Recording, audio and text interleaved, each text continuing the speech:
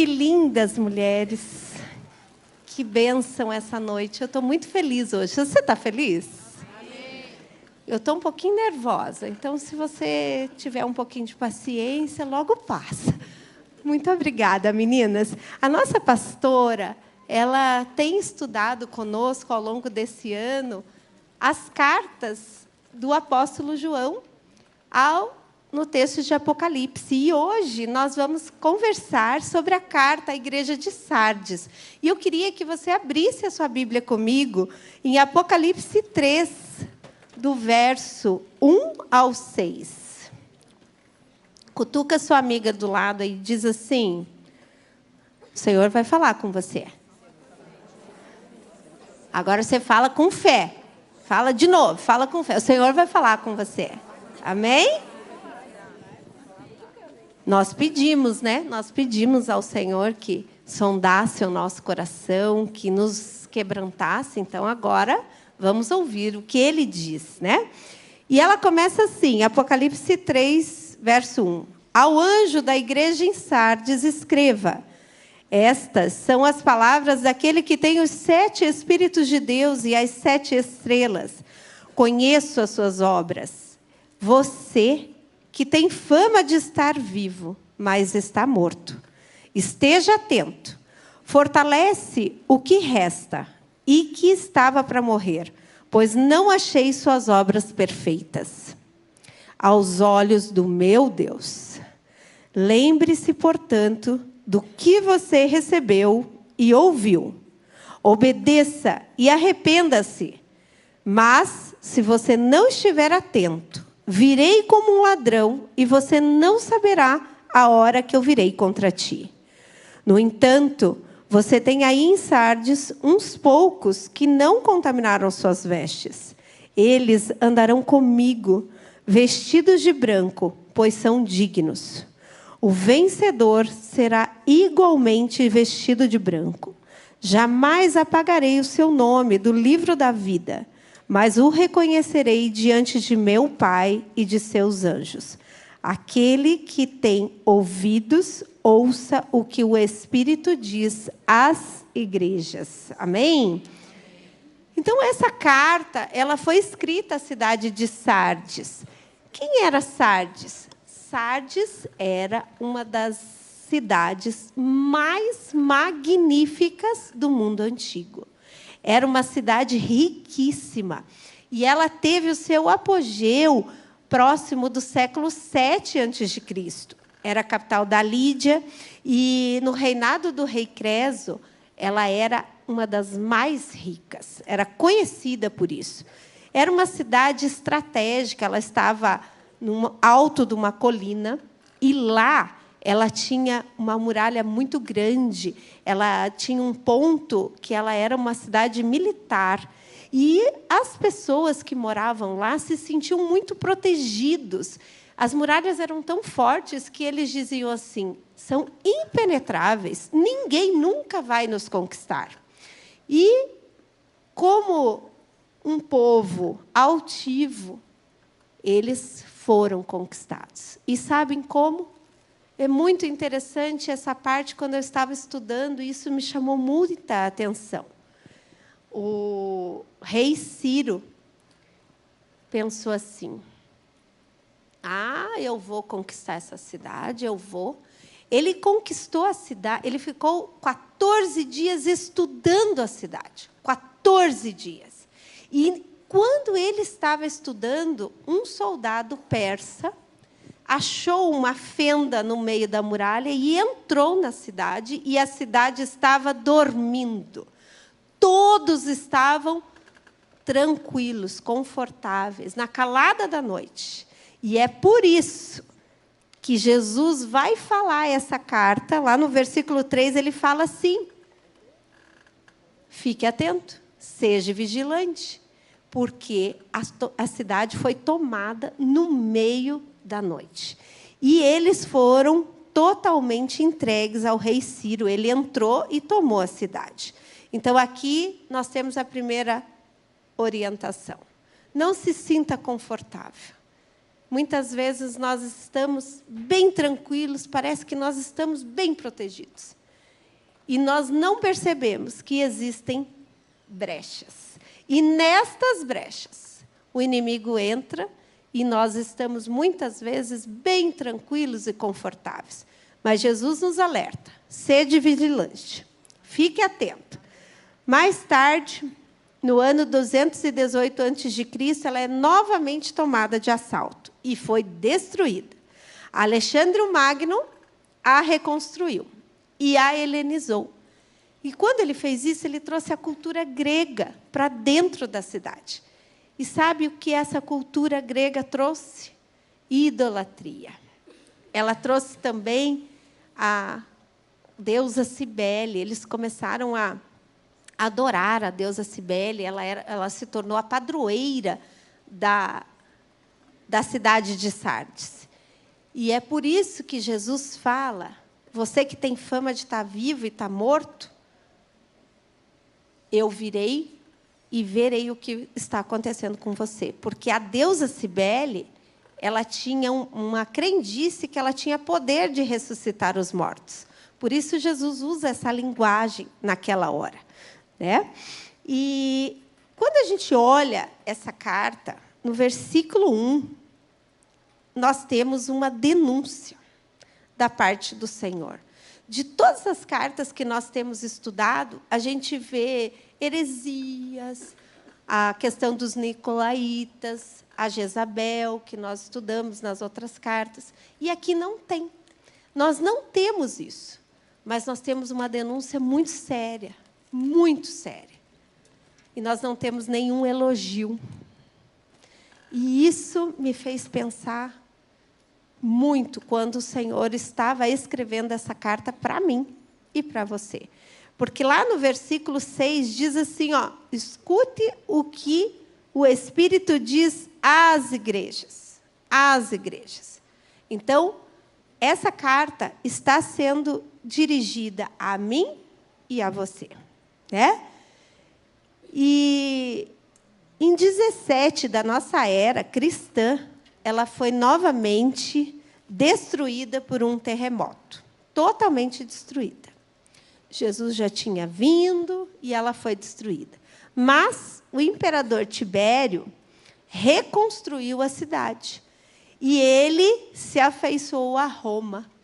E com Roma vieram várias situações morais. A cidade afrouxou os seus valores, ela negociou os seus princípios, ela se tornou uma igreja. A cidade e a igreja de Sardes se tornou uma igreja totalmente sem valores do nosso Deus. E é neste contexto que agora a cidade rica, novamente, que era para ser um luzeiro, era para ser uma igreja no meio das trevas, ela se torna uma igreja totalmente mundana e profana. E eu gostaria de, junto com o que a pastora Meg fez a oração profética, eu gostaria que você fechasse os seus olhos agora. E eu gostaria que você orasse comigo. E eu gostaria que você pensasse: Senhor, sonda o meu coração, me mostra o que está morto, me mostra onde eu estou carecendo dos seus princípios. Será que é o seu sonho? Será que é o seu casamento? Será que são os seus relacionamentos? O que será que está morto? Pode abrir seus olhos.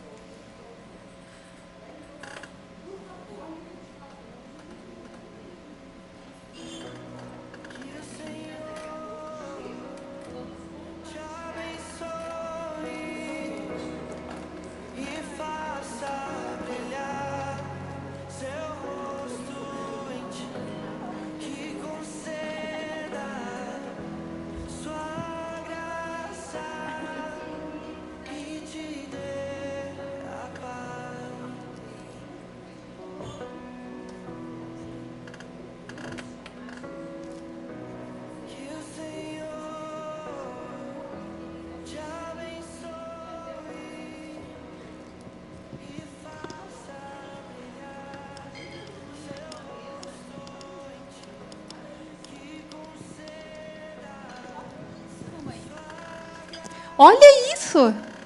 Olha o cabelo da Sandra. Coisa mais linda. E o meu tá esse bagaço aqui, olha. Eu não sei, mas o que eu faço? Olha isso! Não pode ser. A gente deve estar fazendo alguma coisa de errado. Tá louco. Mãe, olha só o que ela fez. Ela pegou minha chapinha, largou tudo no banheiro, estragou minha chapinha. Por isso que você tá com esse cabelo assim. Meninas, não é de costume. Vocês não são assim. Vocês se amam. Nunca vi disso. Mas, mãe, olha como ela fez as coisas, mãe. Olha, eu prometo que eu não vou mais deixar e eu vou juntar tudo pelo chão. Eu não vou pegar mais assim. Eu peço da próxima vez, tá bom? Eu prometo. Que bom, que Combinado. bom. Então, se for assim, tudo bem. Mas eu não quero que você deixe as coisas assim, né? Largada, quebrada. É assim que eu gosto de ver. Vocês não brigam, gente. Eu exagerei, a gente às vezes vê coisas que não é pra ver, né? Então, assim, perdão, não é. Irmã, eu te amo. Ai, que linda.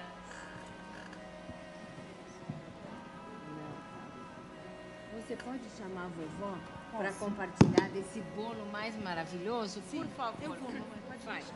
Obrigada. Vem aqui desse lado.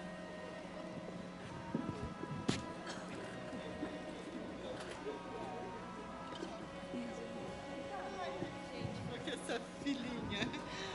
Bença, minha mãe. Seja bem-vinda. Obrigada. Venha compartilhar conosco a mesa. Tudo bem? Ai, Que saudade que eu tava dessa que latinho. Ah, obrigada. Obrigada, querida. Tudo bem com vocês? Tudo bem, vovó, e você? Tudo bem. Pode falar, querida. E esse bolo maravilhoso, Ai, quem o bolo que fez? da vovó, não é? Eu tenho certeza. Esse Fiz daqui... especialmente para vocês. E você viu que ela fez sem glúten, porque sabe que a gente não pode comer. Tá tentando cuidar da forma, né, Isso gente? é amor de vó. Ai, Vovó, vovó, você é ama maravilhosa, vocês. vó. Só você para lembrar da gente. Obrigada, vovó. Vocês merecem. E quando que a vovó vai nos ajudar a aprender a fazer esse bolo maravilhoso? Ah, que tal vocês? Sábado. Sábado podemos fazer? Ai, Fazemos vó, juntas? ensina a gente. A gente precisa Pode ser. aprender, né? Mais um momento juntas, Isso, gente, para essa compartilhar. ideia. Eu posso ir. Com certeza, gente. Juju, você faz parte da família, né, Juju? Sente-se à mesa e venha lanchar conosco. Boa ideia. 3 horas, tá bom, gente? Tá bom. Ótimo. E quem vai ser o nosso convidado principal? Quem estará? Jesus. Vamos orar? Vamos orar. Ora, mamãe. Tadinho, querido, muito obrigada por nos dar uma família tão Amém. amorosa. Amém. Muito obrigada, Senhor. Obrigada o Senhor está por sempre cada convidado menina. para estar nessa mesa. Amém, Senhor. Amém. Amém. Obrigada, meninas. Uma salva de palmas para as nossas maravilhosas atrizes. O Senhor é bom. Obrigada, meninas. Vocês são fantásticas. Glória a Jesus. Meninas, vocês viram algumas coisas aqui acontecendo? Alguém já passou por isso? Por situações dessa forma? Eu acredito que sim. Na minha casa, algumas vezes, infelizmente, eu estava nesta mesa. Algumas horas eu estava naquela outra, estou, né? O Senhor é bom. E por que nós estamos representando isso? Nós estudamos um livro e nós vamos conversar sobre ele. E esse livro, ele fala o quê? Primeiro, eu queria conversar com vocês sobre o lar. O lar é a base da sociedade. O lar é aonde o coração se forma. E eu achei tão interessante quando estávamos estudando sobre isso. Tem um livro que chama O Declínio e Queda do Império Romano, de Edward Gibbon. É um livro de 1700. E ele fala, sabe o que ele fala? Ele fala 5 motivos principais pelos quais o Império Romano ou grandes civilizações morreram, acabaram, ruíram. Vocês sabem qual é o primeiro grande motivo pelo qual uma civilização vem a morrer? Quando os lares são destruídos. Quando o valor do lar morre. E Jesus já tinha falado isso na carta de Sardes. O que Jesus falou? Observe o que parece estar vivo, mas está morto. E essa denúncia que a gente começou a conversar trouxe ao nosso coração a necessidade de entendermos que precisamos voltar aos princípios da palavra do Senhor. Aos princípios que falam. Então, lá em Malaquias 4, 5 e 6, diz assim, no Velho Testamento. O Velho Testamento termina com isso. Vejam, eu enviarei a vocês o profeta Elias antes do grande e terrível dia do Senhor. Ele fará com que os corações dos pais se voltem para os seus filhos e o coração dos filhos para os pais. Do contrário, eu virei e castigarei a terra com maldição. Malaquias 4, 5 e 6. Vemos lares mortos, lares com aparência de vivo. Vemos desconexão entre gerações. Vemos maldição. Quando essa avó estava aqui, ninguém dava atenção para ela. Quando as filhas não tinham intenção de conhecer o que é o legado daquela avó. Quando nós temos pessoas que não conversam, pessoas que não se olham, pessoas que não gastam tempo juntas, nós vamos ter desconexão. Nós vamos ter maldição. Voltando ao que Jesus nos ensinou, lá a carta de Sardes, ele diz assim: lembre-se do que você recebeu e ouviu. E esse livro que nós estudamos chama-se A Experiência do Lar. Eu acho tão interessante, porque eu já observei isso. Uma vez, quando viajei para fora, e eu achei tão engraçado que eu fui reservar um restaurante e chamava assim, A Experiência do Jantar. Eu achei assim, tão interessante o jeito como o americano fala isso, né? Que ele fala que é uma experiência. Jantar não é só jantar, é uma experiência. E quando ela escreve esse livro, que ela coloca uma experiência do lar, significa uma vivência. Significa princípios para nos ensinar a ter uma vivência diferente, para que nós aprendamos realmente a experimentar o nosso lar. E o primeiro princípio que a autora é Devi Titus, o nome dela. O primeiro princípio que ela traz para nós é santidade e dignidade. E ela começa o livro com esse versículo, e eu quero ler para vocês. Está lá em Provérbios 24, 3 e 4. E diz assim, ó, com sabedoria se constrói a casa e com entendimento ela se fortalece. Com sabedoria se constrói a casa e com entendimento ela se fortalece. Pelo conhecimento, seus cômodos se enchem de toda espécie de bens preciosos e desejáveis. Olha que versículo. Com o conhecimento do Senhor, os cômodos vão se encher. Quem quer que os seus cômodos se encham de bens preciosos? Quem quer preencher a sua casa com bens preciosos e desejáveis? Eu quero. Só eu? Então, nós precisamos buscar no Senhor. E nós precisamos entender que os conceitos do mundo são falíveis. Eles não são conceitos que nós devemos seguir. Parece, às vezes, que é tudo muito bonito, muito moderno. Como as coisas estão modernas, né? A gente está mudando as coisas. Uma das coisas que ela fala, a Devi, no livro, ela diz assim, que nós precisamos resgatar a importância e a valoração do lar. Nós precisamos dar o valor. Nós precisamos ensinar o valor. E nós mudamos, nós temos mudado ao longo do tempo. O que quer dizer santidade? Que é o primeiro princípio. Diga comigo, santidade. Diga comigo, dignidade.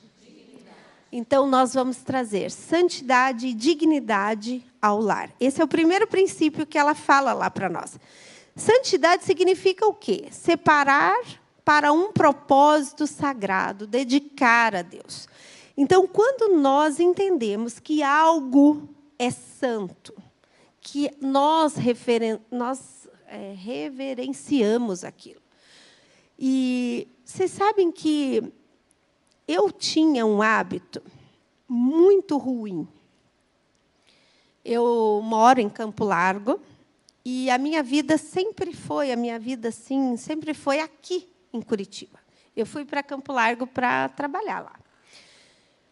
E aí eu tinha um costume assim de vir todo final de semana e ficar o final de semana inteiro aqui em Curitiba. E na época, quando eu casei, eu não tinha muito dinheiro, e eu dormia na minha sogra, porque eu não tinha dinheiro para ir e vir para Campo Largo 2 vezes no sábado e no domingo. E daí também eu comia uma comidinha, né? Porque sabe que recém-casado não tem muito dinheiro, né? Então eu já ficava por lá, ela já fazia comida, já tinha um lanche, e eu fiquei fazendo isso por muitos anos. E sabe o que aconteceu? Eu deixei de gostar de ficar na minha casa. Eu fazia de tudo para não estar em casa. E eu preciso contar para você. Se você pensa assim ou age assim, você precisa ser consertada com o Senhor. Tem alguma coisa errada. Nós precisamos amar os nossos lares. Eu não estou falando só da casa física. Eu achava assim que eu trabalhava muito. Depois eu comecei a melhorar um pouco de vida. E, mesmo assim, eu parei de ficar muito em casa. Vocês já notaram como nós tiramos a casa, hoje em dia, do centro das nossas vidas? Nós almoçamos fora, nós fazemos passeios fora, as coisas começaram a sair de dentro da casa. Vocês já notaram isso? E daí, quando a gente fica em casa, parece que a gente fica tão cansado, né? Porque daí você fica pensando, não, mas se eu ficar em casa, eu vou arrumar armário, eu vou ficar olhando o que tem para limpar, então não vou ficar em casa, não, eu vou sair. E sabe o que acontece quando nós fazemos isso? Nós deixamos de dar valor ao lar. O coração humano, ele foi projetado para prosperar em um ambiente de amor e paz. Toda a alma humana precisa dessas 2 coisas, amor e paz. E quando nós não fortalecemos isso nos nossos filhos, nos nossos maridos, nas nossas irmãs, para os nossos pais, vai acontecer uma busca para vários lugares. E essa busca não para. E ela chega em lugares sombrios. Porque o coração humano, ele carece de ser amado e de sentir-se amar e de sentir-se amado, de sentir-se pertencente.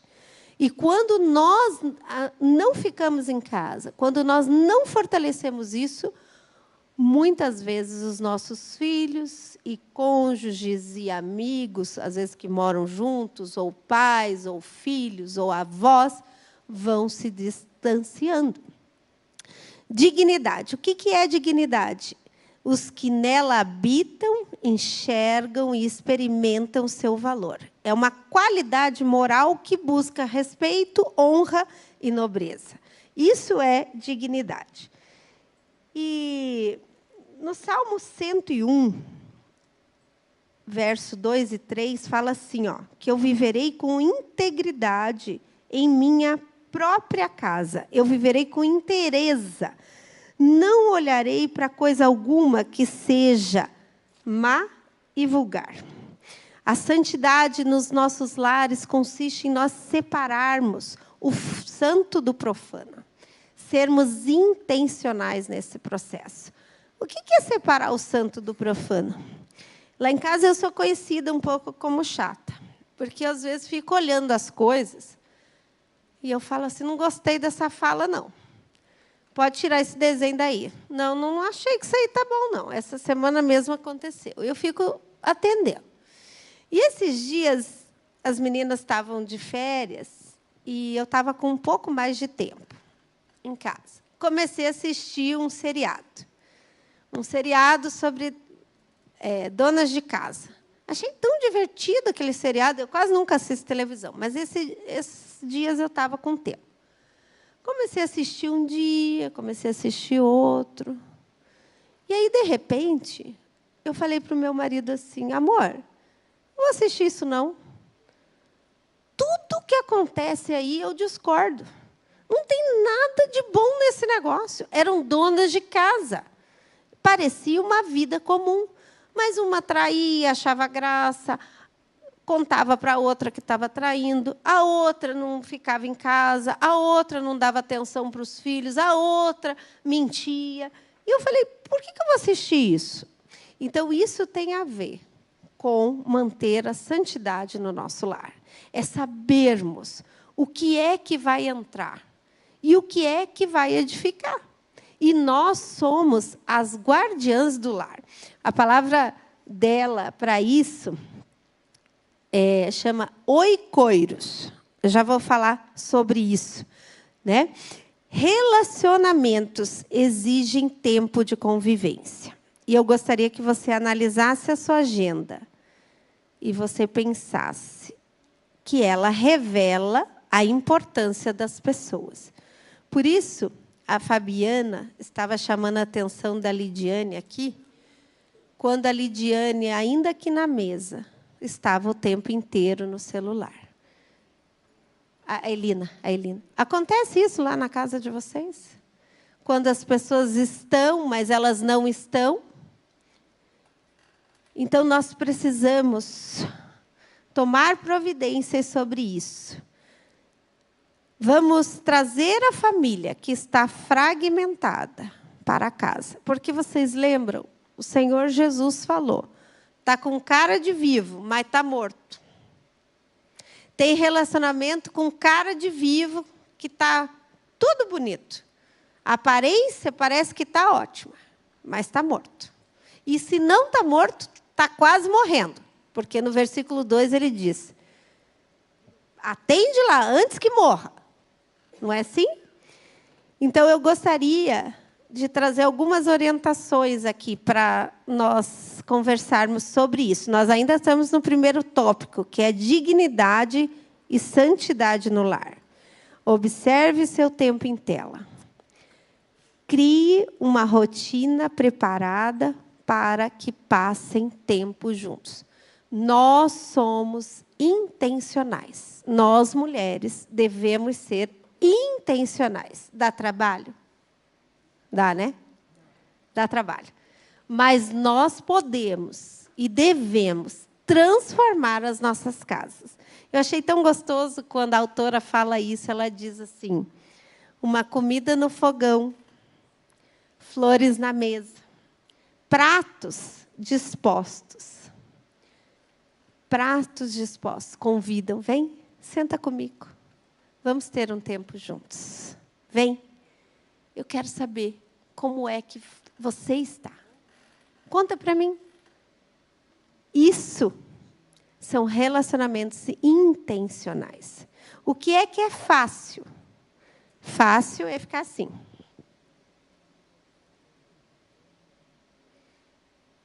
No celular. Não é?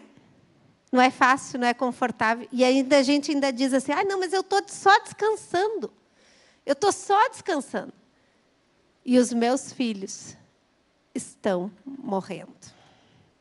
E os relacionamentos estão se distanciando.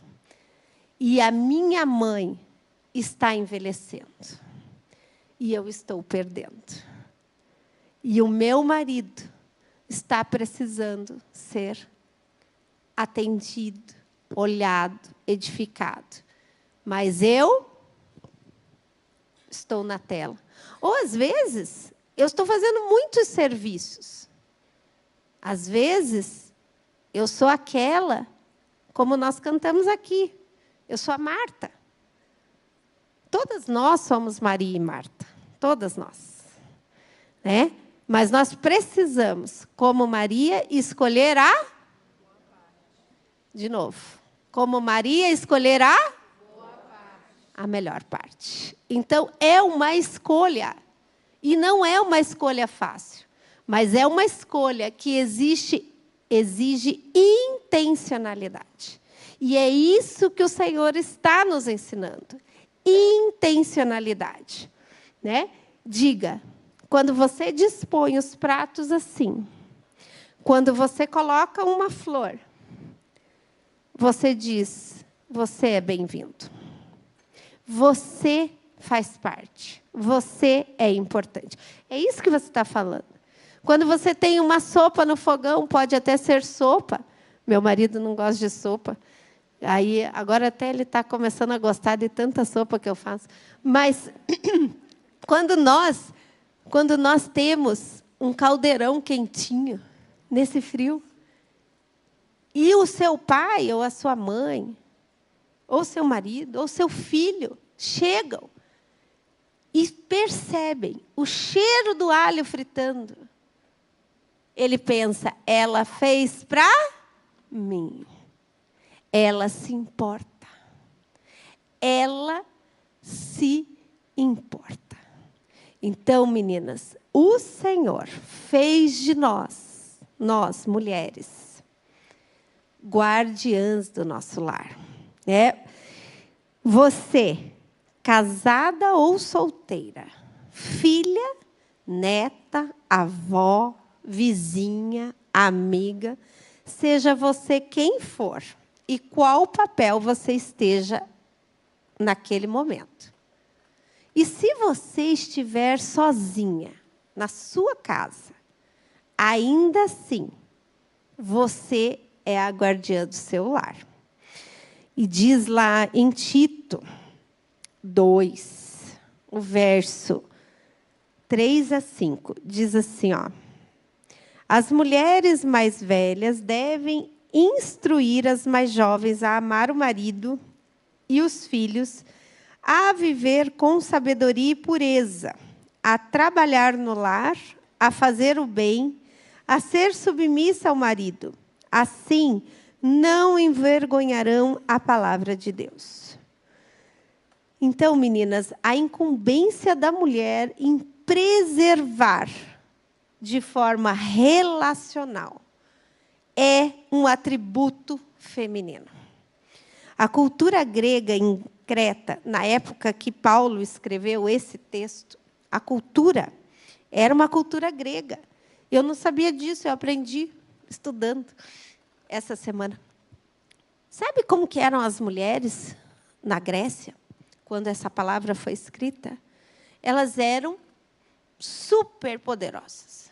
Elas eram competidoras, elas competiam nos esportes. Elas trabalhavam. A sociedade era matriarcal. Eu não sabia nada disso. E Paulo vai escrever esta carta a Tito para reorganizar o pensamento das mulheres, porque elas deixaram o seu lar.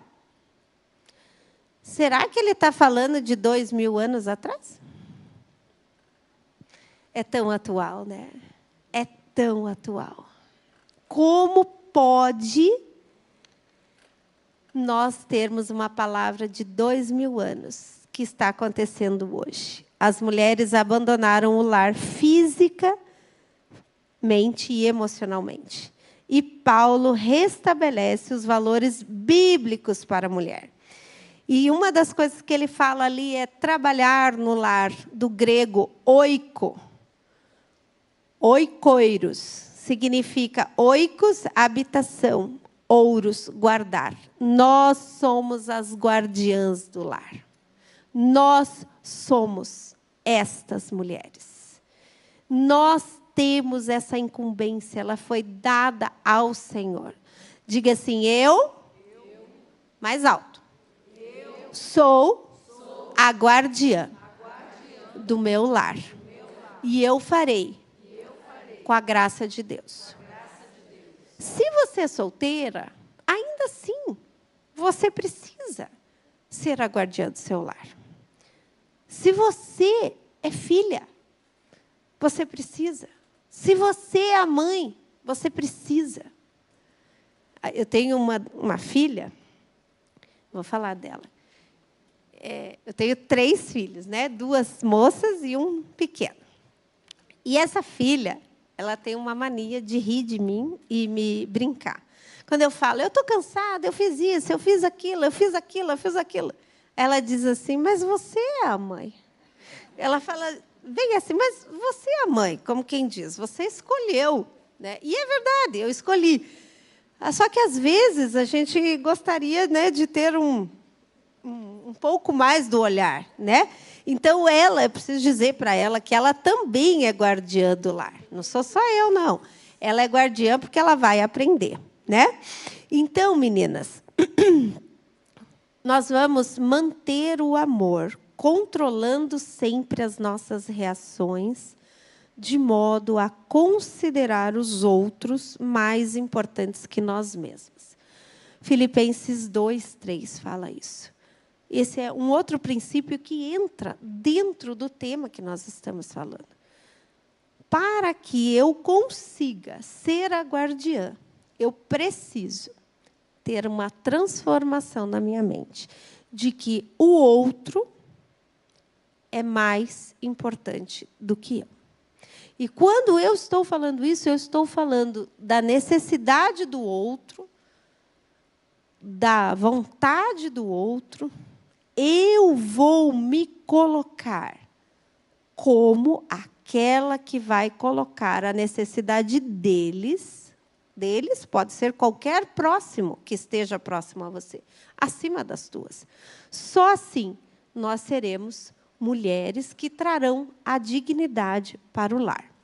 Vocês sabem que eu sou de berço evangélico. Eu nasci num lar cristão, graças a Deus. E existe uma coisa que, esses tempos atrás, eu estava pensando. Nós sempre chegávamos da igreja todos os domingos. Nós morávamos aqui em Curitiba, e toda a minha família é natural da região serrana do Rio de Janeiro. E nós viemos, só os meus pais e meus irmãos. Eu vim bem bebê, bem pequenininha. Sou carioca, não parece, mas sou. Porque eu vim bebê. E nós não tínhamos nenhum parente perto, assim, nenhum. E todos os domingos nós chegávamos e nós íamos fazer o almoço. Eu e a minha irmã, eu tenho uma irmã e um irmão. E a minha mãe, ela exigia isso da gente, que todos os domingos a gente arrumava a cama, ia para a igreja. Quando voltava da igreja, nós deveríamos ir para a cozinha, arrumar a cama e vir para a cozinha. E eu achava aquilo tão chato, tão chato, tão chato, porque eu queria ficar tranquila. E, no entanto, eu tinha que aprender a picar cebola, ralar tomate, isso e aquilo outro.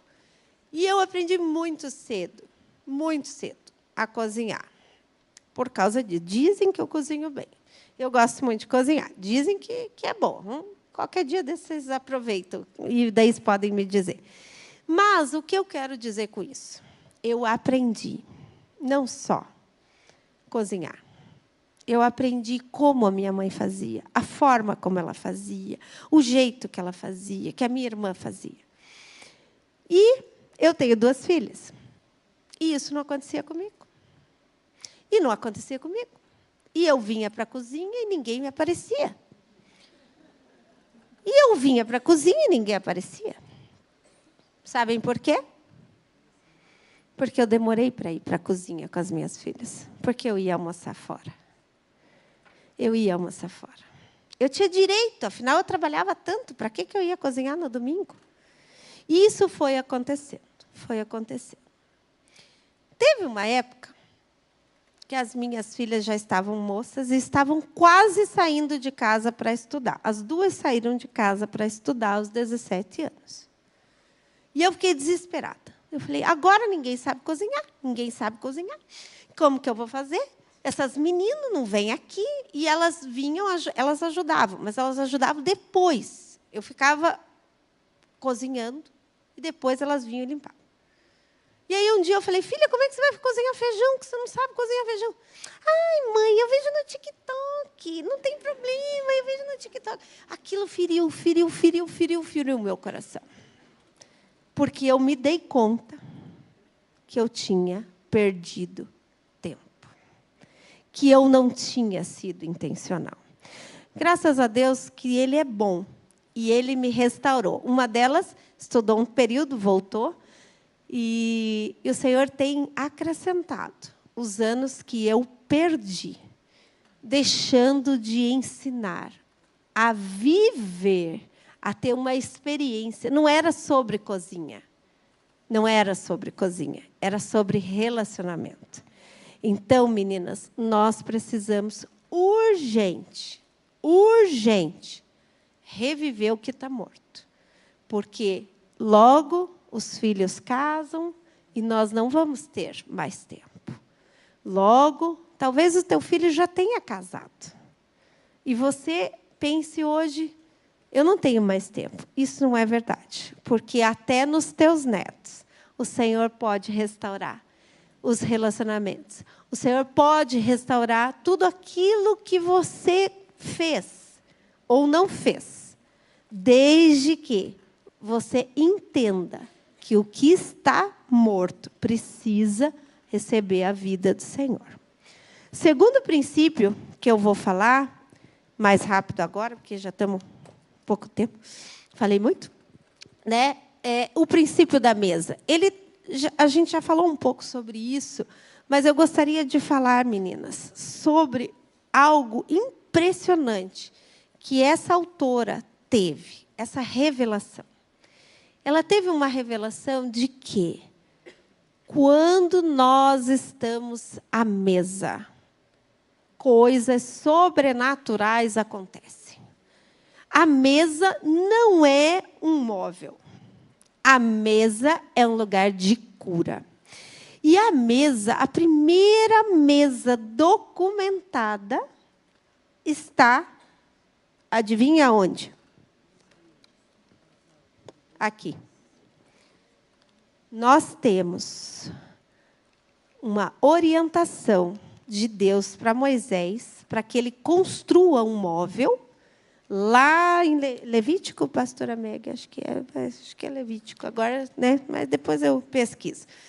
E ele dá essa orientação, ele dá as medidas, ele dá a forma. E ele fala, sabe o quê? Êxodo 25:30 diz assim, ó, depois que a mesa estiver pronta, coloque sobre a mesa os pães da presença, de modo que fiquem diante de mim todo o tempo. Então, Deus fala com Moisés, olha, você vai fazer a mesa assim, dessa medida, nessa altura, dessa forma, você vai colocar louças, você vai arrumar a mesa e depois você vai colocar o quê? O pão. Fala bem alto. O pão. Mais alto, como quem tem fé. O pão. Quem é o pão? Por que que a mesa não é um móvel? Porque quando eu estou no princípio da mesa e eu chamo o pão da vida, eu tenho vida. Então, meninas, estar à mesa não deve ser um compromisso. Não deve ser algo social apenas. A mesa é um lugar espiritual. Principalmente quando você faz o que a nossa atriz Graça, de Hollywood, fez aqui. O que ela fez? Quem era o convidado principal? Graça? Jesus. Então, meninas, na mesa, ela é uma verdade que ultrapassa épocas e culturas. O tempo ao redor da mesa satisfaz os anseios do coração. Uma mesa preparada com amor cria espaço para conversa, para que as pessoas se olhem. Quando nos reunimos à mesa, milagres acontecem. Relacionamentos são estabelecidos. A mesa é um lugar de redenção e conexão. E o que mais acontece na mesa? Expressão de amor, desenvolvimento do caráter, treinamento de forma natural. Vocês percebem que na mesa nós ensinamos muitas coisas?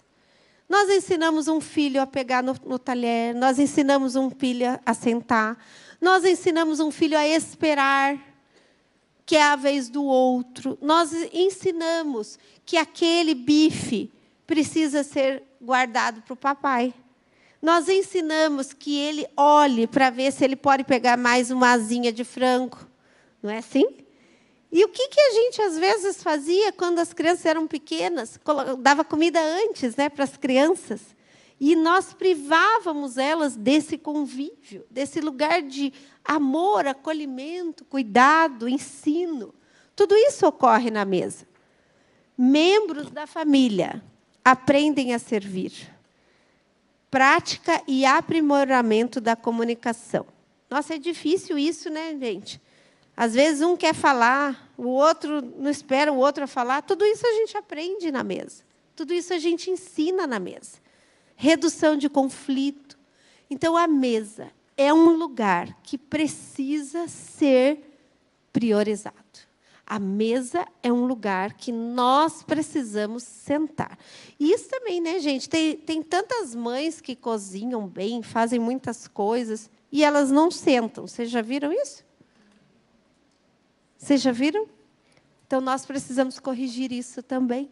Porque essa mãe, ela precisa ser intencional à mesa. Ela precisa partilhar daquilo que ela recebeu do Senhor. Então, esse é o princípio da mesa. E o último princípio que eu gostaria de falar é o princípio da honra. O Senhor nos orienta sobre a honra. Romanos 12:10 fala assim, ó: amem-se com amor fraternal e tenham prazer em amar uns aos outros. Prazer em honrar. Está escrito errado aqui. Isso. Dediquem-se uns aos outros com amor fraternal, preferindo dar honra aos outros, mais do que a vocês. E sobre a honra, é algo muito, muito importante que eu gostaria de conversar com vocês. O que é honra? O que quer dizer honra? Estimar, prestar atenção, conferir respeito. Não é assim? E honra, na nossa cultura ocidental, é um princípio extremamente complicado. Por quê? Quando a gente vai ver as culturas orientais, vocês já pararam para pensar como o conceito da honra é mais sedimentado? Vocês já perceberam isso? Que os japoneses têm uma honra muito grande às pessoas mais idosas, honra a pai e a mãe. E, na nossa cultura ocidental, isso ficou algo tão banalizado. E eu vou conversar com vocês sobre isso, porque eu pensei muito. E, quando eu pensei em honra, a palavra de Deus nos ensina a honrar pai e mãe, nos ensina a honrar o esposo para aquelas que são casadas, nos ensina a honrar as autoridades. E aí eu fiquei pensando em honrar. E aí uma pessoa que eu pensei era a pastora Meg. E aí eu pensei assim, puxa, mas é tão fácil honrar a pastora Meg. Gente, eu já liguei de madrugada para ela uma vez do aeroporto, ela orou comigo. Ela já foi na minha casa meia-noite uma vez, que deu uns atrapalhos lá. Ela já foi lá comigo me acudir em várias situações. É fácil honrar ela. O que eu quero dizer com isso? Honrar uma pessoa que merece honra É fácil. Mas a honra que o Senhor nos instrui independe do merecimento. Não é verdade? Quando nós temos o princípio da honra, lá nos 10 mandamentos que o Senhor fala, honra seus pais. Ele não diz se o seu pai é bom, você honra. Se ele for mais ou menos, você honra, assim. Ele não fala isso. Então, nós precisamos restaurar o conceito da honra que o Senhor nos ensina. A honra é um princípio o qual eu vou fazer por obediência. Não porque o outro mereça ou não. É um princípio de obediência. Não é um princípio se houver merecimento. Vocês entendem essa diferença? Vocês entendem? Então, eu penso que a honra, ou o resgate da honra, é algo fundamental para que nós tenhamos lares transformados. Porque o princípio da honra, ele tem a ver com obediência ao Senhor. E o Senhor é bom. Se Ele mandou, Ele sabe. Eu não preciso questionar. Eu não preciso pensar sobre isso. Eu preciso obedecer. E a palavra, lá em Apocalipse, ela fala isso, o que a gente leu.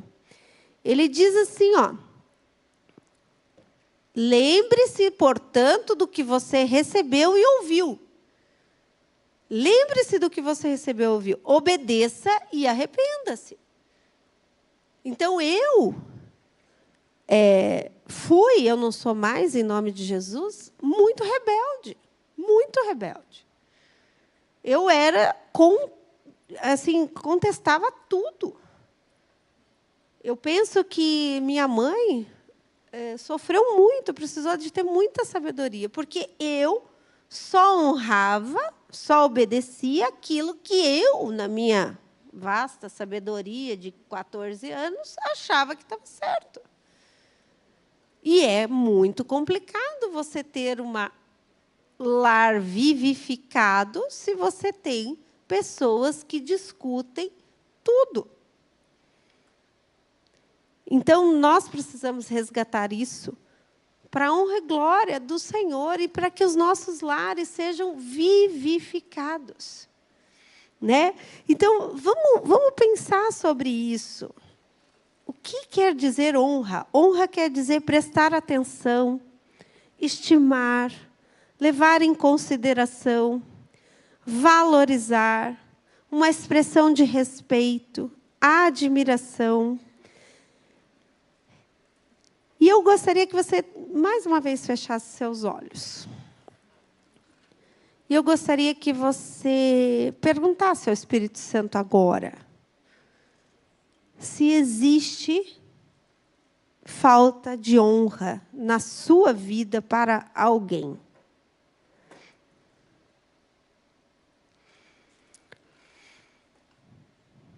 E eu queria que você se arrependesse.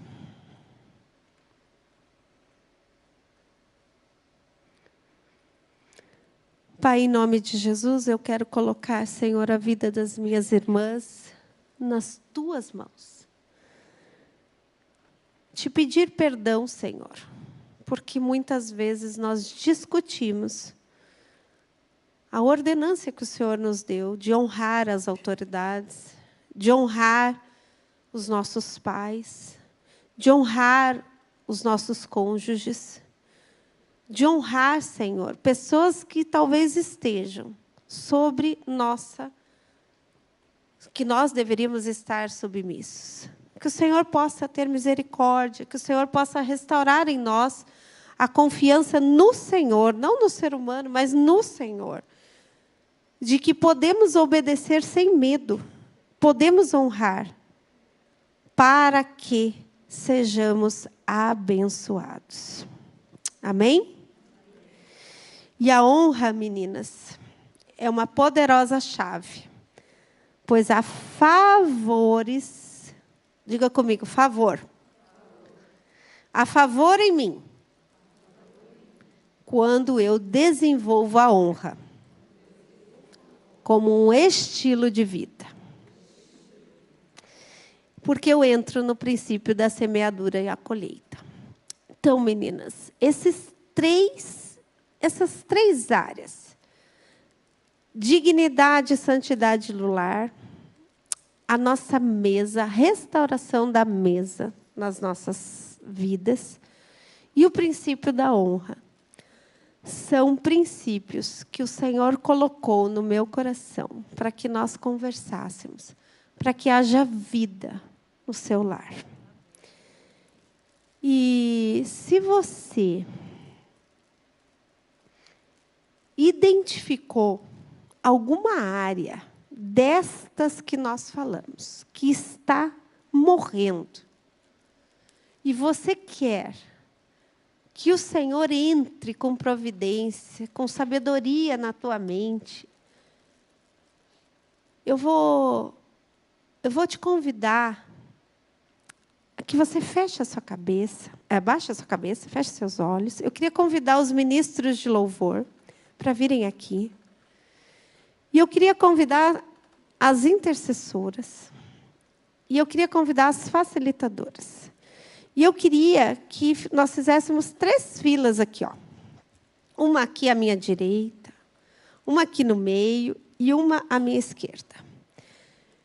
E eu queria que, se você acha ou entende que você precisa da unção do Senhor sobre a área da honra, que você fizesse uma fila lá no corredor da direita.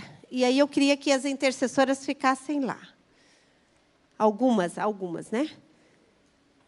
Se você entende que você precisa de restauração na área da santidade e dignidade do teu lar, que você fizesse uma fila aqui, ó, no meio.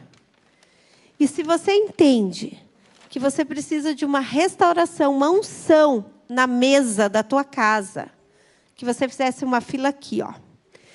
E essas mulheres do Senhor vão estar orando. Podem vir, podem vir. Então, meninas, mais uma vez. Honra, dignidade e santidade e a restauração da mesa. Podem vir, elas vão orar por vocês.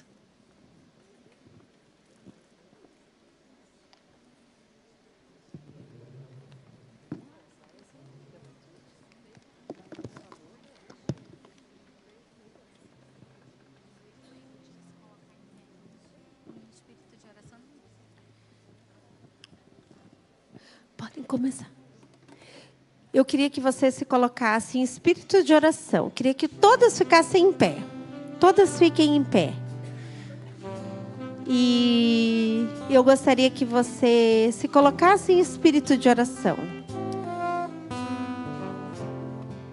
E você possa vir até aqui para que haja restauração.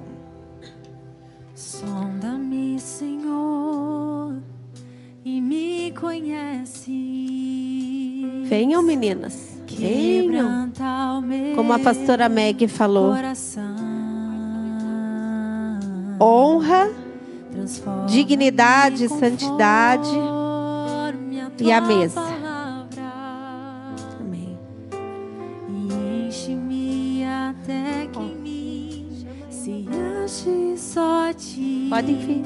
E então aqui, ó. Podem vir. Usa-me, Senhor. Usa-me como um farol. Sonda no Senhor.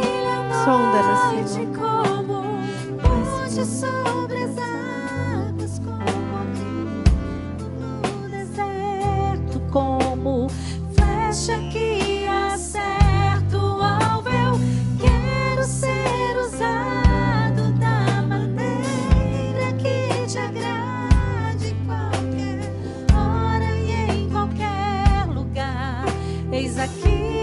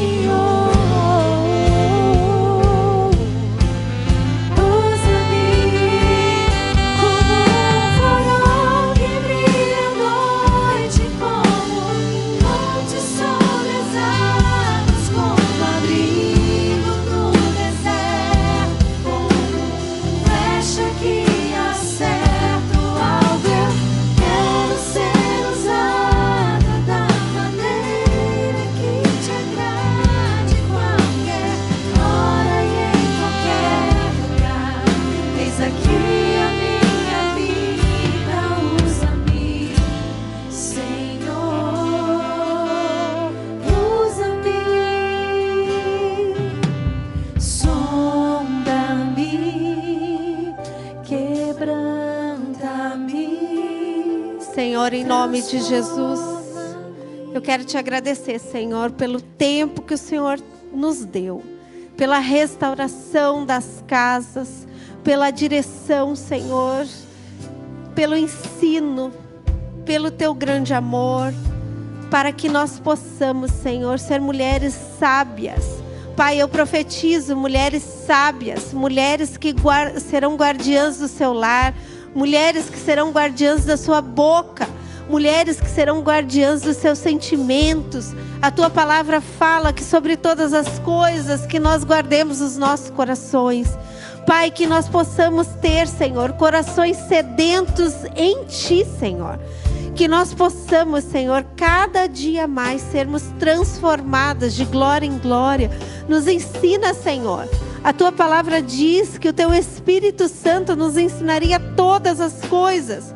E nós clamamos, Senhor, que o Senhor nos ensine, que o Senhor nos mostre o caminho a seguir, que nós não fiquemos confundidas, que nós não sejamos mulheres que falam ao vento, mas que nós falemos, Senhor, palavras que edifiquem, que sejamos aquelas que levantam os nossos pais, que são aquelas que levantam os nossos filhos, que somos aquelas, Senhor, que levantam os nossos amigos, os nossos vizinhos, que seremos conhecidas como mulheres sábias no teu tempo, Senhor, neste tempo que se chama hoje, e que sejamos mulheres, Senhor, que serão vivificadas, Senhor, pelo teu poder, em nome de Jesus, em nome de Jesus.